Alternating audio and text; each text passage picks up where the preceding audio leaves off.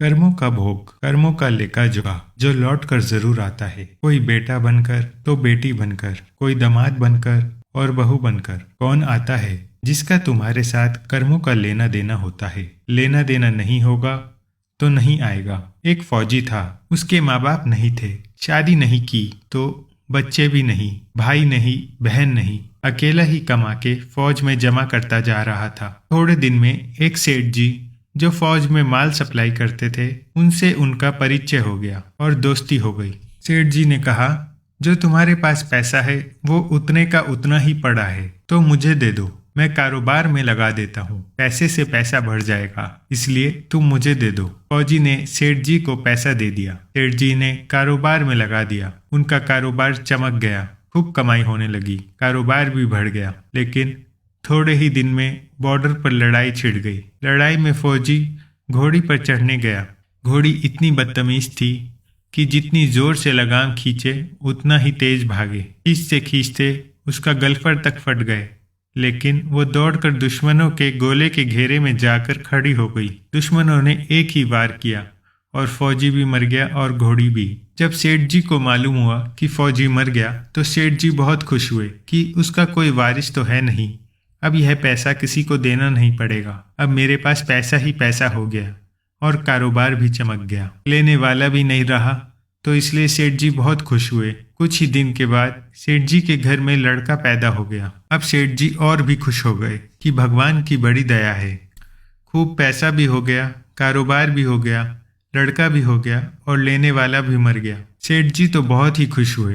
वो लड़का बहुत होशियार था, पढ़ने में समझदार था। सेठ जी ने उसे बहुत पढ़ाया लिखाया। जब वो पढ़ लिख कर बड़ा हो गया तो सोचा अब ये कारोबार संभाल लेगा, चलो अब इसकी शादी कर दे। शादी करते ही घर में बहू रानी आ गई। अब उसने सोचा कि चलो बच्चे की शादी हो गई, अब कम कारोबार संभालेगा। लेकिन कुछ दिन में ही बच्चे की तबीयत खराब हो गई। सेठ के बेटे की तबीयत बहुत जोर से खराब हो गई। अब सेठ जी डॉक्टर के पास, हकीम के पास, वैद्य के पास दौड़ रहे हैं। वैद्य जी जो भी दवा लिख रहे हैं वो दवा खिला रहे हैं, पर दवा असर नहीं कर रही। बीमारी बढ़ती ही जा रही है, पैसा बर्बाद हो रहा है और बीमारी बढ़ती ही जा रही है। रोग कट नहीं रहा, पैसा अभी खूब लग रहा है। अंत में डॉक्टर ने ये कह दिया कि ये लाइलाज मर्ज हो गया है, इसको अब असाध्य रोग हो गया है, ये बच्चा एक दो दिन में मर जाएगा। डॉक्टर के जवाब देने पर सेठ जी बड़े निराश होकर बच्चे को लेकर रोते हुए घर की तरफ आ रहे थे, तो रास्ते में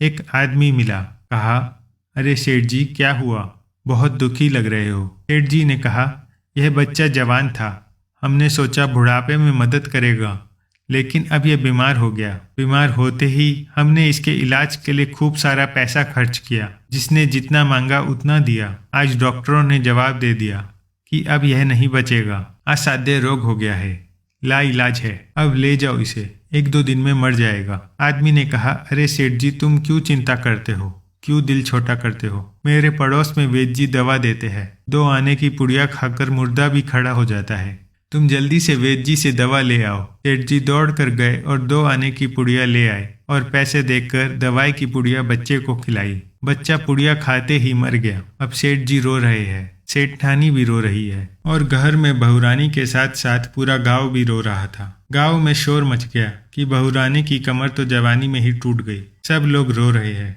तब एक महात्मा जी आ गए। उन्होंने कहा, ये क्यों रोना धोना हो रहा है। लोग बोले, सेठ का एक ही जवान लड़का था जो अभी अभी मर गया, इसलिए सब रो रहे हैं, सब दुखी हो रहे हैं। महात्मा बोले, सेठ जी रोना क्यों। सेठ जी बोले, महाराज जिसका जवान बेटा मर जाएगा वो रोएगा नहीं तो क्या करेगा। महात्मा जी बोले, तो आपको क्यों रोना। सेठ जी बोले, तो बेटा मेरा मरा तो और किसका रोना। महात्मा बोले, उस दिन तो आप बड़े खुश थे। सेठ जी बोले, किस दिन। महात्मा जी ने कहा, फौजी ने जिस दिन पैसा दिया था। सेठ जी बोले, हाँ कारोबार के लिए पैसा मिला था तो खुशी तो थी। महात्मा जी बोले, फिर और उस दिन तो आपकी खुशी का तो ठिकाना ही नहीं था। सेठ जी ने फिर पूछा, किस दिन। महात्मा जी बोले, अरे उसी दिन जिस दिन फौजी मर गया। सोचा अब तो पैसा भी नहीं देना पड़ेगा, माल बहुत हो गया, कारोबार भी चमक गया, अब देना भी नहीं पड़ेगा।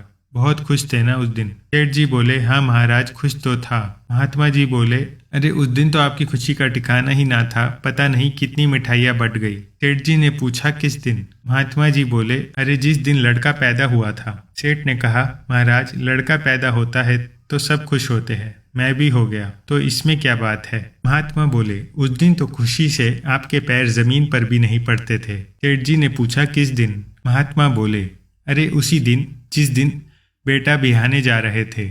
अरे महाराज बेटा बिहाने जाते हैं तो हर आदमी खुश होता है, तो मैं भी खुश हो गया। महात्मा जी बोले तो जब इतनी बार खुश हो गए तो जरा सी बात के लिए रो क्यों रहे हो? सेठ जी ने कहा महाराज ये जरा सी बात है, मेरा जवान बेटा मर गया, ये जरा सी बात है। महात्मा जी बोले अरे सेठ जी वही फौजी पैसे लेने के लिए बेटा बनकर आया था, पढ़ने में लिखने में खाने में पहनने में और शौक में श्रृंगार में जितना लगाना था लगा दिया, शादी ब्याह में और बाकी बचा सब लगा दिया और ब्याज दर लगाकर डॉक्टरों को दिलवा दिया। अब जो 2 आने पैसे बचे थे तुम्हारे पास वो भी वैद्य जी को दिलवा दिए, अब पुड़िया खाकर चल दिया।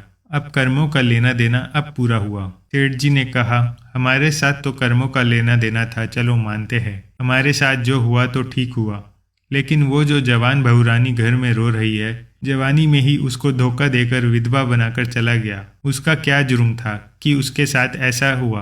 महात्मा बोले ये वही घोड़ी है जिसने जवानी में उसको धोखा दिया, इसने भी जवानी में उसको धोखा दिया। तो दोस्तों ये कहानी हम सभी की है, जो हमने बोया था वही हमें मिल रहा है, इसलिए किसी को दोष मत देना, दोषी मत देखना, हमारा ही स्वयं का दोष है। इंद्रियों की हर क्रिया में और मन के विकल्पों में बहते प्रभाव के काल में अपने स्वभाव में रहने का पुरुषार्थ करना ही एकमात्र कर्तव्य है।